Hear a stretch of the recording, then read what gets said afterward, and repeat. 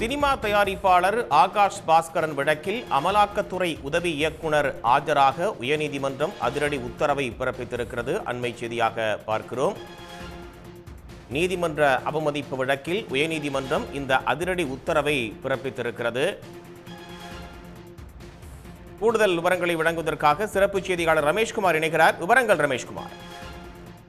இந்த வழக்கினுடைய பின்னணி என்று நாம் பார்க்கும்போது டாஸ்மாக் முறைகேடு புகார் தொடர்பாக சினிமா தயாரிப்பாளர் ஆகாஷ் பாஸ்கரன் மற்றும் தொழிலதிபர் விக்ரம் ரவீந்திரன் ஆகியோருக்கு சொந்தமான இடங்கள்ல சோதனை நடத்திய அமலாக்கத்துறை ஆகாஷ் பாஸ்கரிடமிருந்து ஆவணங்களை எல்லாம் பறிமுதல் செய்தது.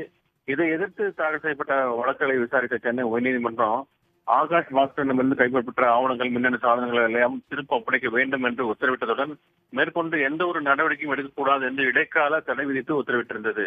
இந்த நிலையில்தான் உயர்நீதிமன்றம் தடை விதித்துள்ள நிலையில ஆகாஷ் பாஸ்கரிடம் கைப்பற்றப்பட்ட ஆவணங்கள் தொடர்பாக அமலாக்கத்துறையினரிடம் மேல்முறையீட்டு அதிகாரி நோட்டீஸ் அனுப்பியதாக கூறி அமலாக்கத்துறை சம்மன் அனுப்பியுள்ளதாக ஆகாஷ் பாஸ்கரன் சார்பில் நீதிமன்ற அவமதிப்பு வழக்கு தொடரப்பட்டிருந்தது. இந்த வழக்கு நீதிபதி MS ரமேஷ் வி லட்சுமி நாராயண அமர்வில் விசாரணை வந்தது. நீதிமன்ற அவமதிப்பு வழக்கில் அமலாக்கத்துறை உதவி இயக்குநர் விகாஷ்குமார் செப்டம்பர் 17ஆம் தேதி நேரில் ஆஜராக நீதிபதிகள் உத்தரவிட்டிருக்கிறார்கள். இதற்கிடையே காணொலி மூலம் ஆஜரான கூடுதல் சொலிசிட்டர் ஜெனரல் SP ராஜு அமலாக்கத்துறை சார்பாக ஆஜராகின்றார்.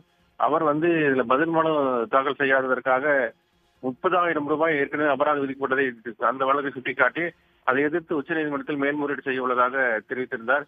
இதையடுத்து அனைத்து வழக்குகளையும் நீதிபதி 17ஆம் தேதிக்கு ஒத்திவைத்திருக்கிறார்கள்.